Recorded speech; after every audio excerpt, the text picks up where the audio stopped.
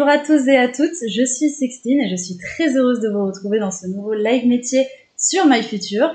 J'espère que vous allez bien en cette début d'après-midi, enfin plutôt milieu d'après-midi. En tout cas, moi ça va super et aujourd'hui on va à la découverte d'un nouveau live métier, comme d'habitude, donc d'un nouveau professionnel qui va nous parler de son parcours, de son expérience et tout ça. Et j'en profite pour saluer déjà les collèges et lycées qui nous ont retrouvés et notamment on m'a fait remonter qu'il y avait le collège et le lycée Les Sablons. Pour les autres, n'hésitez pas à mettre dans les commentaires, dans le chat, c'est vraiment fait pour ça, pour vous faire entendre, dire de quelle région vous êtes, d'où est-ce que vous venez, quel est votre lycée, collège, formation, peu importe. Le but vraiment de ces live métiers, c'est qu'on discute tous ensemble et qu'on pose plein de questions. Donc je compte sur vous pour animer le chat et je serai là pour faire passer toutes les questions en live, en tout cas les plus pertinentes. Donc je compte sur vous et sans plus attendre, on va passer du coup au sommaire pour qu'on puisse voir ce qui va se passer aujourd'hui. Alors le voilà qui s'affiche. On va commencer par demander au professionnel d'aujourd'hui en quoi consiste son métier, puis on va passer à un cas concret. Ensuite, on va voir son parcours, bien évidemment, ce qu'il préfère, ce qu'il aime un peu moins aussi dans son métier pour être prévenu. Et on terminera par les clichés et les anecdotes, s'il en a. Et vous allez voir, le métier d'aujourd'hui est passionnant. Donc, sans plus attendre, on va passer au professionnel d'aujourd'hui. Donc, j'accueille Thomas. Comment est-ce que ça va, Thomas ? Bonjour à toutes et à tous, ça va très bien, merci. Ok, t'es en forme du coup, il fait beau chez toi ? Ouais, il fait chaud là, il fait très chaud là, on est sous les toits, il fait bien chaud. T'es de quelle région d'ailleurs ? Alors moi je suis à Rodez en Aveyron. Ok, super. Bon bah oui, il fait beau là-bas en général. Oui. Ok. Surtout là, il va commencer à faire de plus en plus chaud du coup avec l'été. Bon bah super. Alors, est-ce que tu peux nous donner l'intitulé de ton métier et lever un peu le mystère et essayer de nous le résumer de la manière la plus simple possible en 1 ou 2 phrases maximum ? Oui, bien sûr. Alors moi je suis intégrateur web. Alors qu'est-ce qu'un intégrateur web ? En fait, je suis un développeur qui va coder les sites internet. J'ai des graphistes qui me donnent une maquette, une photo, et moi je vais la transformer en code pour qu'elle soit utilisable dans les navigateurs web comme Google Chrome, Safari, Firefox. Voilà. Ok, donc c'est grâce à toi qu'il y a des images qui s'affichent, des choses qui s'affichent sur les sites internet. En gros, Voilà, que ça. si je résume bien, d'accord. Et le code, bah, c'est le langage du coup des ordinateurs pour pouvoir afficher. Alors, c'est pas vraiment le langage pur et dur des ordinateurs parce qu'il est très compliqué, c'est un langage binaire. Donc, nous, on a un autre langage qu'on connaît en commun avec les ordinateurs, qui est de l'HTML, du CSS, du JavaScript. Ok, Par donc exemple. toutes ces choses qui vont pouvoir t'aider ensuite à faire ton métier. Exactement.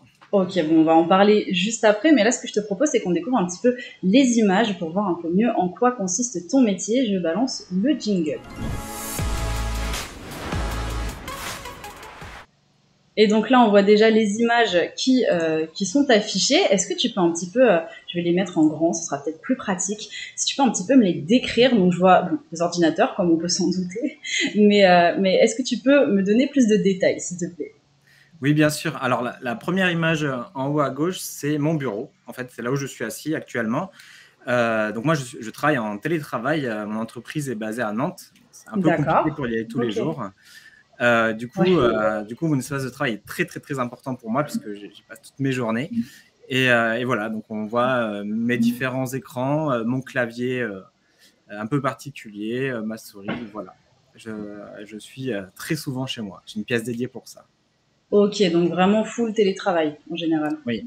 D'accord. Mais ça t'arrive parfois aussi de devoir te déplacer ou de retourner vraiment à Nantes, je sais pas, peut-être 1 ou 2 semaines, ou des choses Et comme oui, ça ? alors c'est pour ça que j'ai mis la deuxième photo juste à côté, c'est que en fait, je peux aussi travailler. En fait, nous, pour travailler, on a besoin d'un ordinateur et d'une connexion.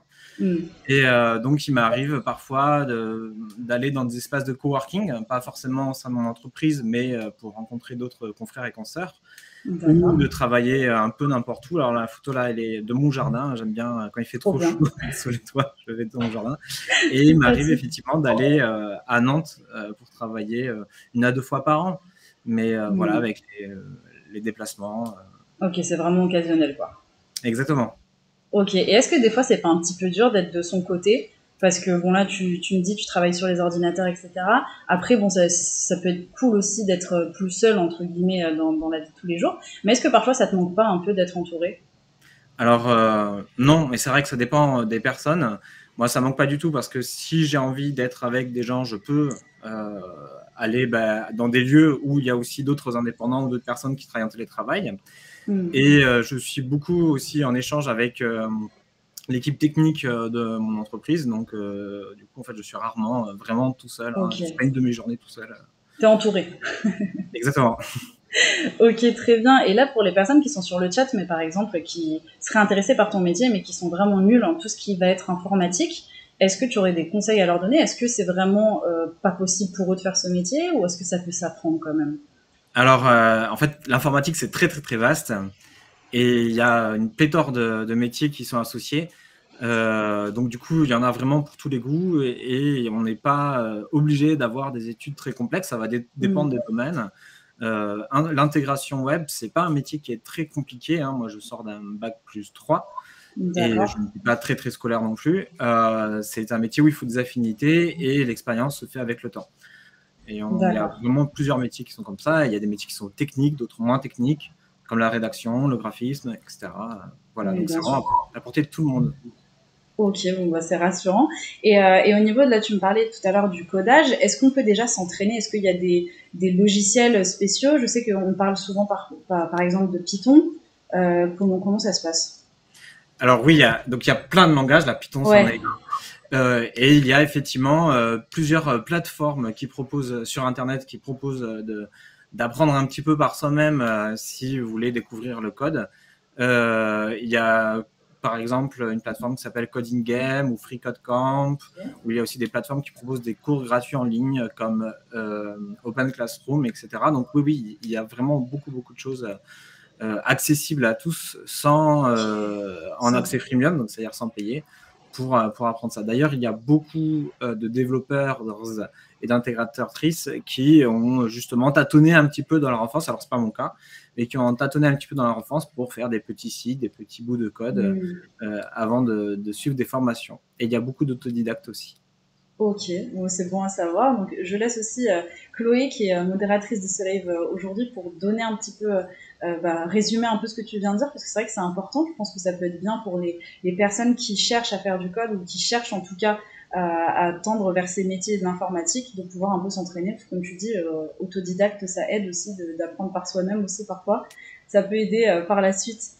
Ok, bah très bien. Est-ce que tu vois d'autres choses à rajouter sur sur ces photos, j'avais mis une capture d'écran de Meet pour montrer qu'effectivement, on est beaucoup en réunion, on se partage les écrans, on travaille ensemble.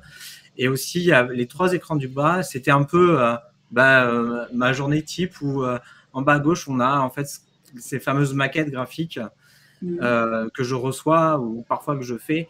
Et au milieu, on a un petit bout de code qui vont donner à droite le rendu sur le navigateur. Voilà. Ok, pour pouvoir le voir du coup.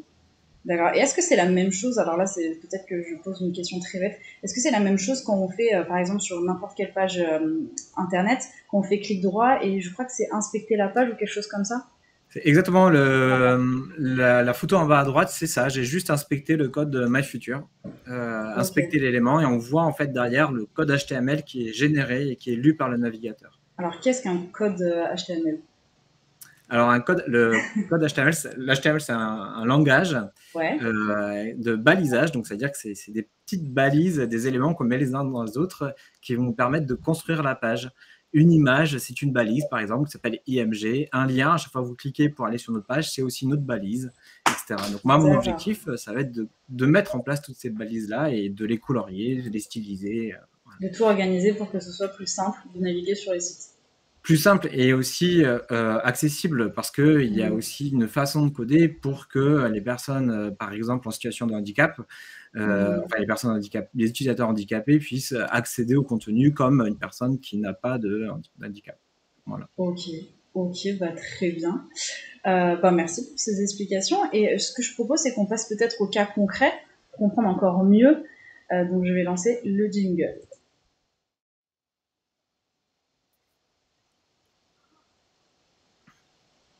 Alors, c'est que j'ai oublié de passer la page, donc ça va être un peu compliqué. Ça y est, ça s'affiche. Du coup, alors ici, on voit le cas concret. Donc, je veux bien que tu nous expliques un peu comment tu procèdes en fonction de ce qu'on te demande et quelles sont toutes les étapes. Alors, par exemple, on a dû faire la page de connexion de notre application et du coup, c'est une page qui est simple parce qu'on doit juste, enfin, qui paraît simple de premier abord parce qu'on doit juste donner des informations pour pouvoir se connecter, mais qui pose beaucoup de questions. Donc, en amont, en fait, le graphiste a fait une maquette.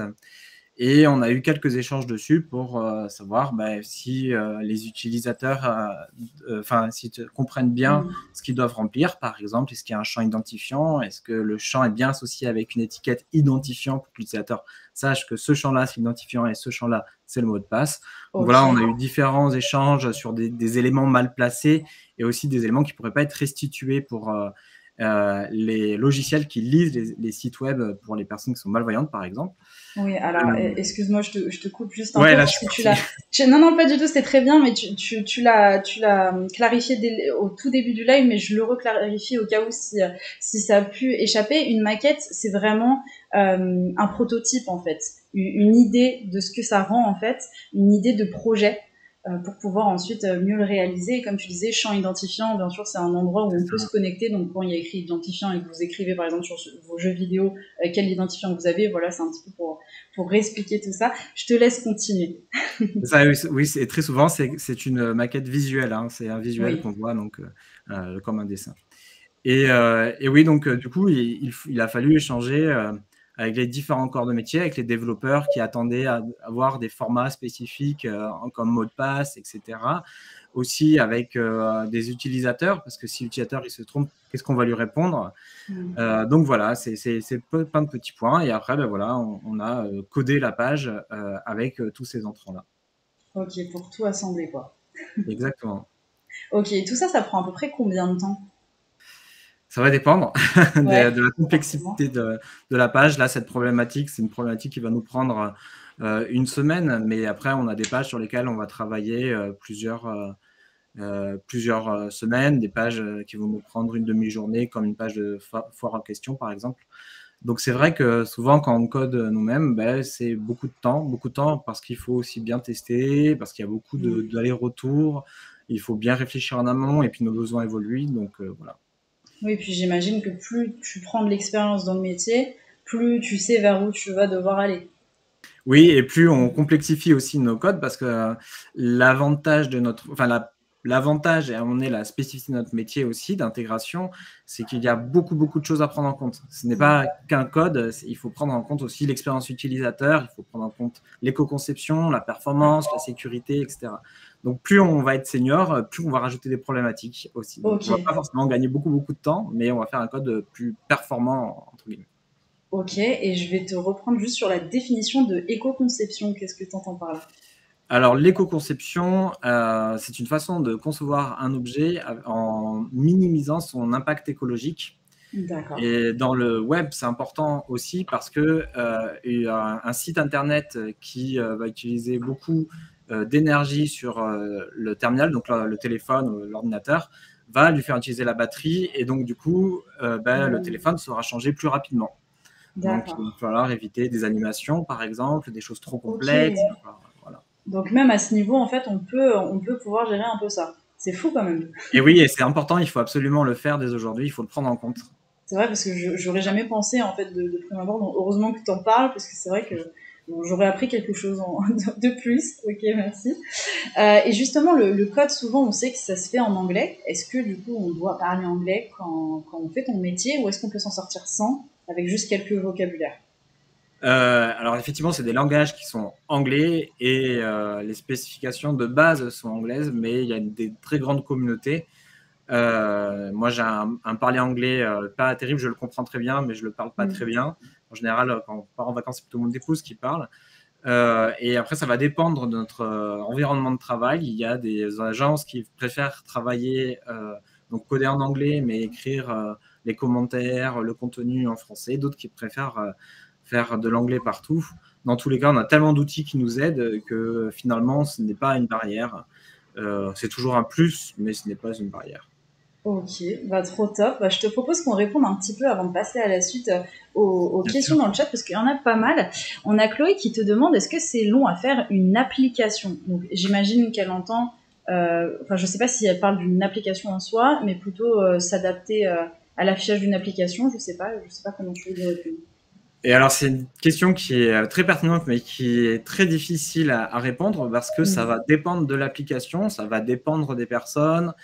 Donc, du coup, je ne peux pas donner de jour précis. En tout cas, ce qui est sûr, c'est que le temps, c'est un paramètre. Et si à un moment donné, vous avez un projet où vous n'avez pas de temps, eh ben, c'est pas grave, vous le codez pas. Et il y a des choses qui existent, qui sont toutes faites. Ce sera pas votre version idéale. Il faudra accepter plein de choses, mais ça marche. Donc Ok. voilà, je suis désolé, je ne sais pas si je réponds bien. Non, mais c'est déjà une piste, c'est bien. De toute façon, Chloé, si tu as d'autres questions, n'hésite pas à les poser. Et puis, si tu veux en savoir plus ou clarifier un peu ce que tu voulais demander, n'hésite pas. On a Ulysse aussi qui nous demande quels sont pour vous les dangers du numérique. Enfin, c'est posé par Julien de 3e B d'ailleurs. Alors, c'est aussi une question très pertinente. Il peut y avoir plusieurs réponses à cela. Si c'est une question qui est globale, je ne serai peut-être pas la meilleure personne pour y répondre, mais c'est vrai que le numérique est quelque chose qui vient très rapidement, qui évolue très, très rapidement. On le voit, nous, dans nos métiers. Et souvent, on a des écarts d'appréhension et d'utilisation entre les générations. Et donc, du coup, on peut avoir, par exemple, nos parents, par exemple, qui n'ont pas trop l'habitude d'utiliser le numérique, qui pourtant utilisaient très bien la télévision, mais voilà, qui peuvent s'en sentir dépassés. On peut avoir aussi une législation qui peut être à reculons et donc avoir des choses qui arrivent sans pour autant avoir des blocages. On voit bien avec les intelligences artificielles en ce moment. Voilà, ça peut être tout ça. En fait, ce qui est surtout important, c'est de connaître ce qu'est le numérique responsable, au moins de le chercher, de voir et donc pouvoir comprendre un peu tout ça, tous les dangers, comment on peut l'amener. Un exemple, Bah, peut être le j'imagine. temps qu'on passe derrière notre écran, pardon. Pas de Le temps souci. qu'on peut passer derrière nos écrans via, par exemple, les réseaux sociaux. Et donc, du coup, ça peut être un blocage pour d'autres choses. Bien sûr. Mais là, tout à l'heure, tu me disais de justement l'évolution, que ça évolue très vite. Donc là, on a vu aussi avec les intelligences artificielles qui arrivent un petit peu sur le marché. Est-ce que du coup, tu as beaucoup de mises à niveau dans l'année? Est-ce que ça t'arrive, par exemple, de faire de la veille, donc c'est-à-dire d'aller regarder ce qui se fait ailleurs, dans peut-être d'autres pays, d'autres entreprises? Comment ça se passe? Parce que ça bouge beaucoup, j'imagine. Oui, c'est un des avantages de mon métier, c'est que On s'ennuie rien n'est pas. appris à l'avance. Et justement, quand on commence, on est très junior, on maîtrise pas tout et il faut l'accepter. Et du coup, il faut se mettre à jour régulièrement et il y a beaucoup de choses qui changent.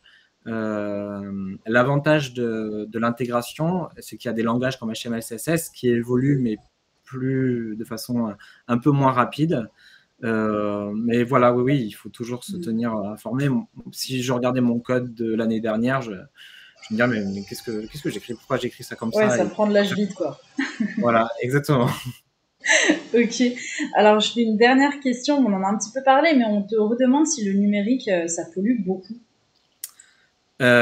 Oui. Alors après, encore une fois, c'est difficile d'y répondre parce que ça dépend de quelle est l'échelle de valeur. Mais en tout cas, ce qui est sûr, c'est que le numérique pollue de plus en plus. Et c'est pour ça que l'éco-conception aujourd'hui est très, très importante. Ce qu'il faut savoir, c'est que ce qui pollue le plus dans le numérique, à 80%, c'est ce qu'on appelle les terminaux, donc c'est-à-dire les smartphones, les ordinateurs, etc. C'est D'accord. moins les réseaux, moins les data centers qui polluent aussi, mais qui polluent beaucoup moins que les terminaux. Et donc, du coup, Ah ouais. si notre premier geste qu'il faudrait qu'on fasse, nous, en tant que professionnels, c'est du coup d'essayer de rendre nos codes moins obsolètes, de rendre ces terminaux moins obsolètes. Et aussi, d'un point de vue citoyen, c'est de changer moins souvent de téléphone, par exemple, ou alors d'acheter du reconditionné. Et encore, il faut bien acheter du reconditionné, par exemple, prendre du reconditionné français plutôt qu'éviter du reconditionné qui vient de Chine et qui a voyagé. Donc oui, ça pollue, et oui, il faut le prendre en compte. Et quand tu disais le code obsolète, qu'est-ce que tu entends par là dans le sens où, comme tu nous disais tout à l'heure, d'éviter de faire trop des grosses animations qui peuvent plus travailler, on va dire, nos ordinateurs? Comment ça se passe? Alors, les animations, c'était plus pour montrer un code qui va être énergivore, donc il va utiliser la batterie et le processeur des téléphones, donc qui va baisser leur durée de vie. Le code obsolète, donc ce qu'il faut savoir, c'est qu'il y a énormément de mises à jour, vous le vivez peut-être au quotidien, et donc on va souvent nous coder pour des navigateurs web d'un point de vue intégration. Et les navigateurs aussi évoluent, et donc il faut que notre code soit compatible avec des anciennes versions. D'accord. Si on n'utilise que les dernières versions, et bien en fait, des navigateurs vieux de 3-4 ans ne pourront plus naviguer sur nos sites internet. Ok, d'accord. Ok, oui. Je comprends mieux. Merci. Je te propose qu'on passe à ton parcours maintenant, de voir comment tu es arrivé là. C'est parti pour le bingo.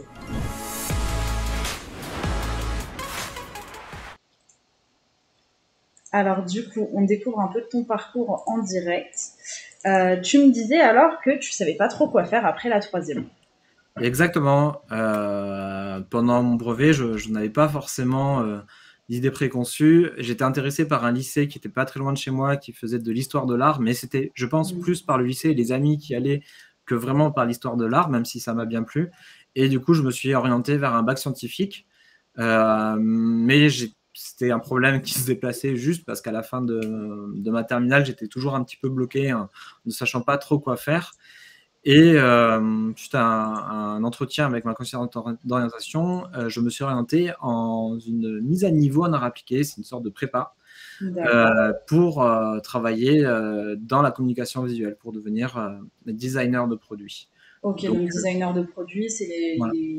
Enfin, je te laisse un petit peu. Non, vas-y, pardon. Enfin, oui, non, designer de produits, c'est quoi exactement que tu allais travailler là-dedans? C'était plutôt. Alors, un designer de produits, ça va être une personne qui va imaginer la conception d'objets. Ça peut être des ordinateurs, des stylos, des chaises, des objets que vous utilisez au quotidien ou pas. En fait, ça a été forcément pensé par quelqu'un d'un point de vue ergonomique, esthétique, avec les contraintes de budget, de matériaux, etc. Donc, j'avais fait une petite entreprise de mobilier en carton. Ok, et ça t'avait plu du coup ou pas vraiment? Ça m'avait plu, mais c'était un domaine qui était un peu compliqué. J'étais vraiment junior et donc il n'y avait pas énormément de bouchées. Je devais persévérer et j'avais créé direct une entreprise sans chercher de travail et je n'avais pas eu les connaissances professionnelles nécessaires pour mener à bien une entreprise, chose que j'ai faite plus tard, quelques années plus tard, et qui marchait très bien. Mais voilà, donc du coup, en fait, je rencontrais des clients, je faisais aussi du graphisme et je rencontrais des clients qui étaient intéressés pour faire des sites web. Et donc, j'ai décidé de suivre une reconversion en web design dans un bootcamp. Alors, un bootcamp, c'est une formation accélérée de 9 mois, souvent 6 mois avec 3 mois de stage. Et c'est surtout pour des personnes qui sont en reconversion, donc c'est-à-dire qui n'ont pas le temps de refaire d'autres études, qui ne peuvent pas se le permettre forcément.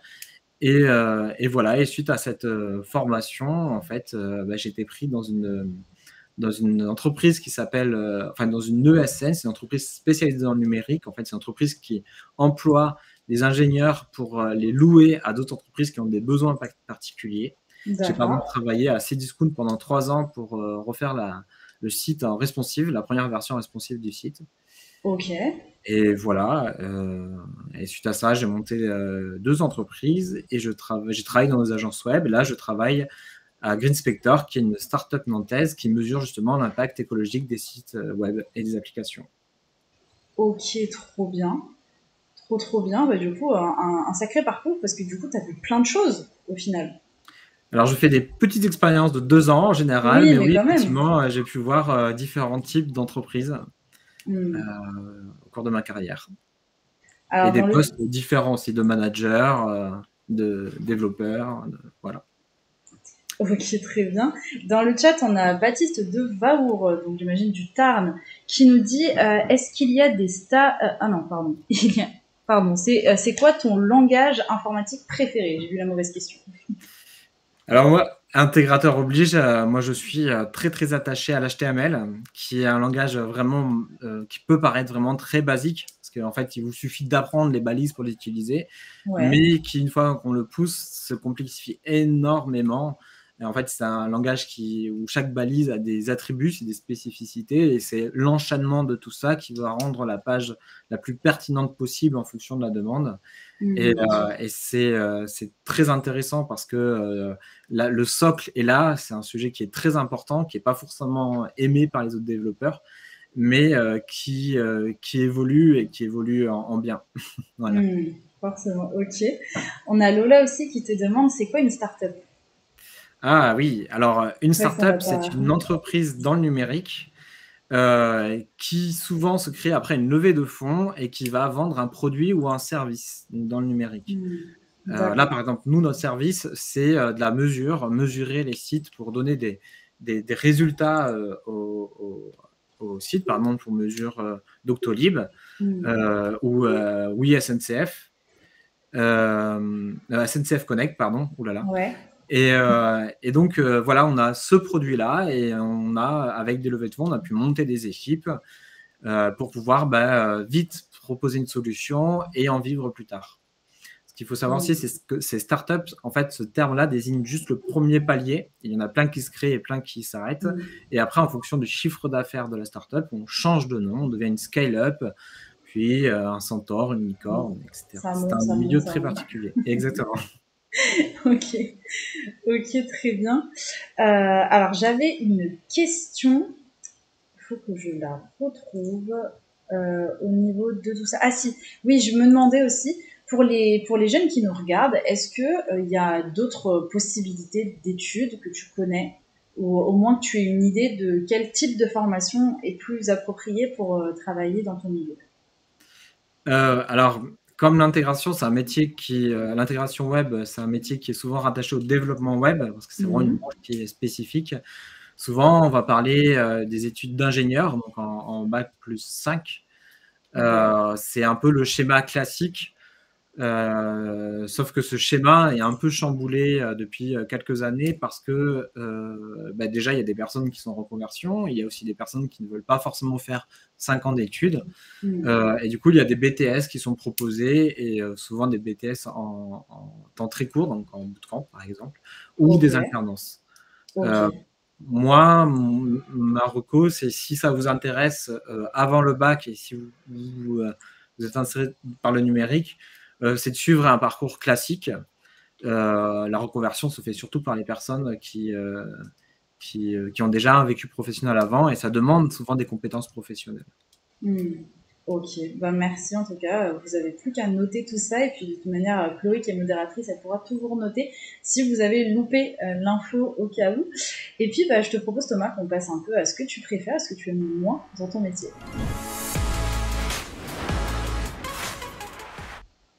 Alors, dans ce que... encore une fois, ça ne s'affiche pas tout de suite. Le voici, le voilà. On l'attendait. Donc, la première chose que tu m'as dit dans ce que tu préfères, tu m'as dit être multitâche.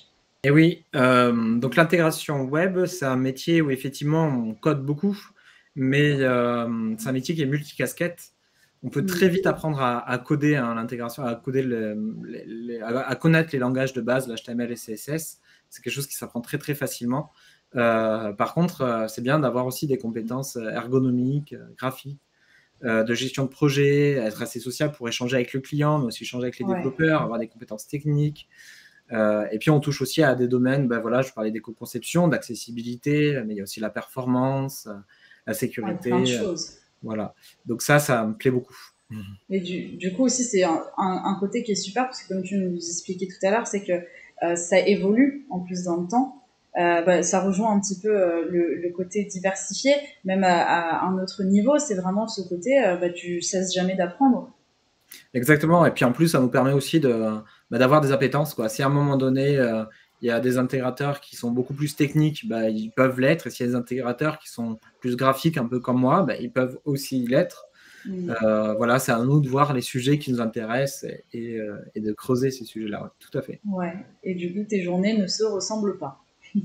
Et du coup, voilà, c'est un autre point. Mes journées ne se ressemblent pas. Là, par exemple, j'ai codé ces 3 dernières journées pour une fonctionnalité qui est très importante, qui m'a demandé beaucoup de réflexion et de code. Donc, ça a été beaucoup de lignes de code.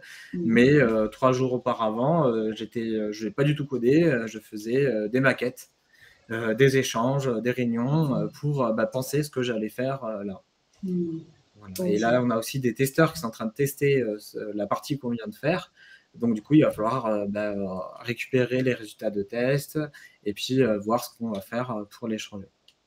Ok, très bien. Et dans ce que tu aimes un peu moins, tu m'as dit que c'était un métier un peu mal aimé. Qu'est-ce que tu entendais par mal aimé? Alors, il y a deux versions, enfin, il y a deux raisons. La première, c'est que c'est un métier qui n'est pas très très connu. Souvent, on nous associe avec soit des développeurs, soit des web designers. Donc, on n'a pas beaucoup d'offres, mais on n'est pas nombreux. Alors, par exemple, si moi, je chercherais à être intégrateur web en Aveyron, je n'aurais pas beaucoup de choix. Par contre, au niveau national, aucun problème. Et avant, j'étais sur Bordeaux, il n'y avait aucun problème non plus. Ouais. Voilà. Et puis, c'est un métier aussi qui est mal aimé souvent des développeurs, parce qu'un développeur, en fait, lui, il va pouvoir faire son code et le tester. Mais nous, en fait, c'est pas nous qui allons utiliser notre code, c'est pas des serveurs, c'est les navigateurs web. Et les navigateurs web interprètent le code de façon différemment en fonction de leur version, en fonction des navigateurs web. Et ça, c'est quelque chose qui n'est pas apprécié parce que souvent, il faut être compatible et des fois, ça ne marche pas. Ouais. Avec le temps, on apprend à savoir pourquoi et puis on anticipe, mais ouais, souvent, c'est pas aimé pour ça. Et d'ailleurs, je rebondis un peu sur ce que tu disais parce que comme tu l'expliquais au début du live, mais j'ai vu une question qui concernait ça, donc je pense que c'est bien de le rappeler. Tu travailles majoritairement en télétravail, enfin même quasiment tout le temps. Et ça, c'est bien parce que ça te permet du coup de pouvoir être n'importe où en France, en fait. Exactement. Voilà, malgré qu'il n'y ait pas de travail, forcément, dans la région où tu es. Exactement, voilà. Après, il y en a qui n'aiment pas le télétravail, qui va être en présentiel, et c'est tout à fait possible. Voilà. Mais c'est une possibilité, une liberté un peu aussi qu'on peut avoir, et ça rassure un peu, parfois. Voilà, je vis avec les vaches. Ouais, c'est ça. Et alors, ce que tu aimes aussi le moins, tu m'as dit, c'est un domaine avec des profils peu diversifiés. Alors, qu'est-ce que tu entends par ça? Alors ça, c'est un problème qu'on retrouve beaucoup dans le numérique, et surtout dans les milieux techniques, les domaines techniques. C'est un métier très masculin, avec souvent des profils donc ingénieurs qui sortent des bac+5 et avec les mêmes études, donc même le plus souvent avec les mêmes catégories socio-professionnelles. Et c'est un souci parce que ça appauvrit notre façon de voir les choses. Alors, je vais donner peut-être un chiffre, ce serait parlant. Ouais. Aujourd'hui, il y a 10% de femmes dans les métiers techniques, ce qui est rien du tout, alors que les premiers codeurs, les premières codeuses, c'était des femmes. Ah ouais. Et oui, le premier code a été inventé par une femme, et avant, c'était un métier qui était un métier de femme parce que dactylo. Mais voilà, c'est un milieu du coup qui est aussi un peu machiste, pardon, et donc pas très serein là-dessus, pas très clean là-dessus. Oui. Et voilà, c'est dommage. Le problème, c'est pas forcément aujourd'hui. Il commence à avoir par exemple plus de femmes qui veulent être développeuses. C'est aussi le souci vient aussi des entreprises qui ne les acceptent pas. Qui n'acceptent pas non plus les reconversions, etc. Donc, c'est des choses qui doivent changer, qui, je l'espère, changeront bientôt. Et voilà, un exemple qui est assez parlant, il y avait Amazon qui avait développé une IA pour filtrer les CV et classer les CV entrant en fonction de critères pour ressortir les CV les plus pertinents. Ouais. Et comme il n'y avait que des développeurs hommes au sein d'Amazon, quasiment que des développeurs hommes, eh bien, l'IA pensait qu'être une femme, c'était justement c'était bon. Et donc, négatif, quoi. Les profils femmes de côté. Exactement. Ah ouais. Donc ça, c'est un biais, et des biais, il en existe, et plus une équipe moins une équipe est diversifiée, plus il peut avoir de biais potentiels. On ne s'en rend même pas forcément compte, mais voilà, c'est important. Bon, merci en tout cas de le repréciser, de nous informer sur la situation. Maintenant, on sait du coup, la nouvelle génération, c'est à vous, les filles, de faire changer ces statistiques, en tout cas on l'espère. Et je te propose qu'on passe à la slide des clichés. Alors c'est à nous. Oui, pas de souci. Non, oui, t'as totalement raison, c'est à vous aussi, du coup. De changer notre regard et de... Voilà. Ouais, de changer et de casser un peu ces clichés. Et justement, on arrive sur d'autres clichés. Donc, tu m'as dit que tu entendais parfois, pardon pour le son, les intégrateurs sont des informaticiens, ils savent réparer les ordinateurs. Et oui, c'est souvent des métiers qui ne sont pas forcément connus par le commun des mortels. Et donc, du coup, on nous met dans le même sac qu'un service informatique, par exemple. Et moi, je serais incapable de réparer mon ordinateur, hein, je ne suis pas du tout au fait. Mais voilà, j'ai encore ma famille qui me demande, dès que l'imprimante ne marche pas, de la Oui. réparer. Et voilà, j'en sais pas plus. Donc, oui, c'est une idée reçue qui a la vie dure. Ok, oui, j'imagine que forcément, sur le coup, on se dit, mais ça n'a rien à voir, mais d'un point de vue extérieur, dès qu'on pose à l'informatique, allez hop, c'est bon, tu peux tout réparer.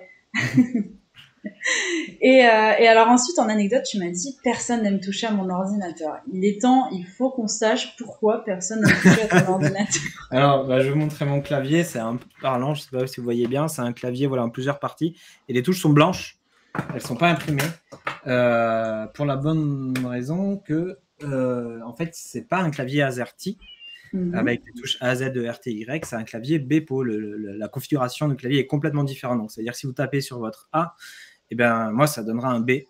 Alors pourquoi cette configuration-là? Parce que c'est une configuration qui est ergonomique, c'est-à-dire que les touches les plus utilisées, elles sont à côté, les unes à côté des autres, et donc mes doigts restent au même endroit.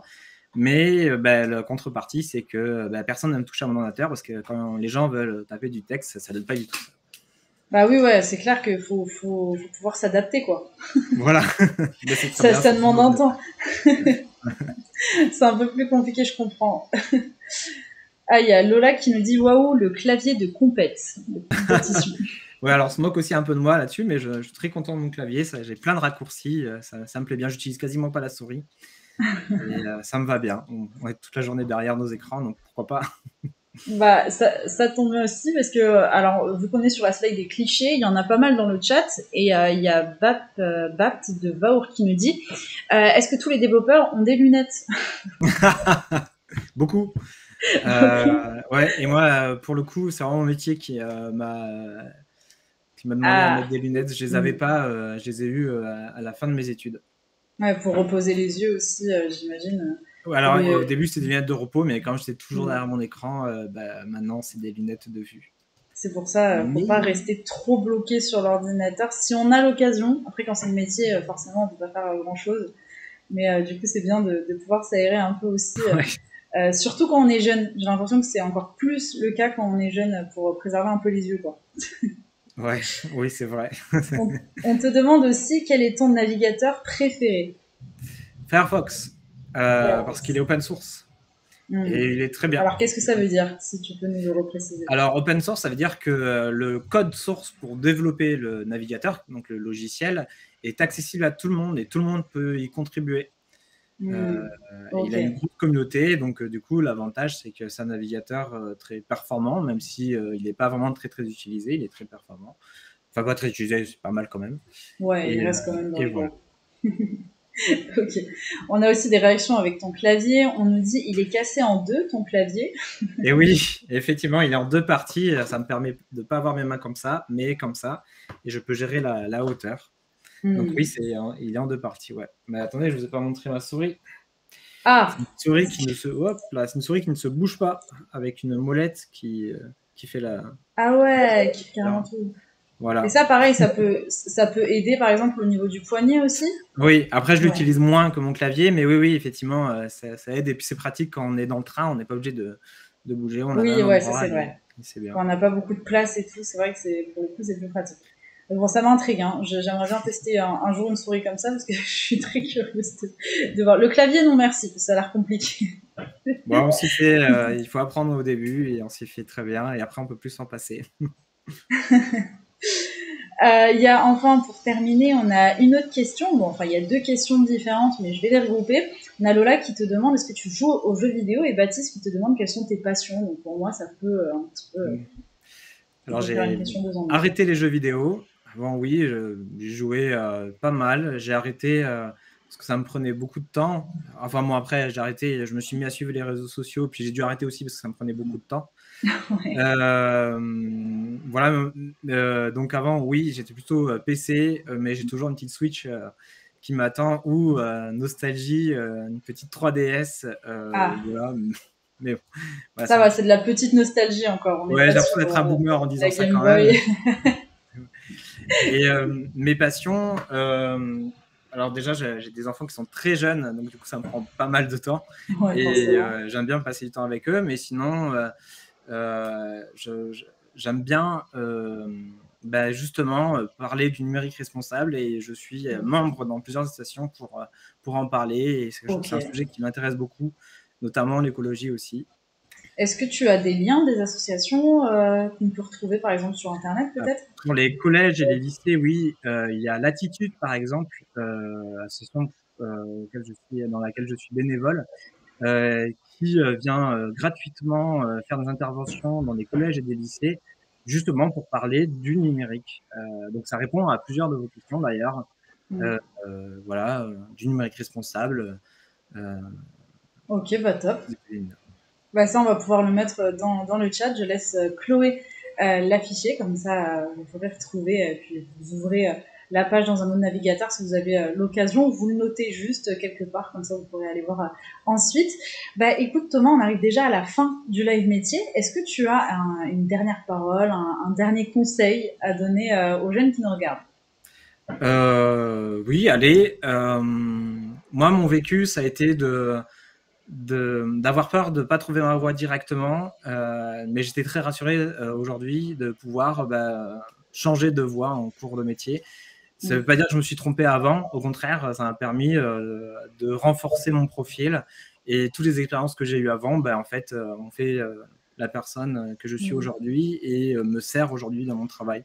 Donc j'avais énormément de pression au collège et au lycée quand je devais choisir mon métier. En fait, après coup, je trouve ça rassurant de se dire que si on se trompe, c'est pas grave, on peut changer, quoi. Ouais, bah totalement. Bah, c'est un beau message que tu nous livres. Et puis c'est vrai qu'on le voit de plus en plus dans tous les live métiers, si vous avez l'habitude de regarder, on espère en tout cas. C'est vrai qu'il y a énormément de très beaux parcours aussi qui se font après une reconversion. C'est pas une fin en soi, comme tu l'expliquais, au contraire, c'est plus d'expérience dans beaucoup plus de domaines, beaucoup plus de diversité. Et parfois, au contraire, c'est que du bénéfique. Donc merci encore en tout cas Thomas de bien avoir voulu donner un peu de ton temps pour nous parler de ton métier. On a plein de choses que je comprends un peu mieux et j'espère que vous aussi chez vous. Donc merci beaucoup. Et merci à vous, j'espère avoir bien répondu à toutes les questions. Ah, c'était top, c'était top. Il y avait encore plein d'autres questions, on n'a pas trop le temps puisqu'on a un timing un peu serré. Mais en tout cas, je vous remercie. Et puis si ça vous intéresse, n'hésitez pas à regarder sur MyFuture. On a encore tout le programme qui nous attend les prochaines semaines. Donc si vous voulez vous inscrire en avance ou juste rejoindre les lives le jour J, vous êtes les bienvenus. Et puis en attendant, je vous dis de nous retrouver aussi sur les réseaux sociaux, que ce soit Facebook, LinkedIn ou encore Instagram. On est présent chez MyFuture. Et puis je vous dis à très vite pour un prochain live métier ou pour une prochaine visite virtuelle. Au revoir à tous et bonne fin de journée. Au revoir.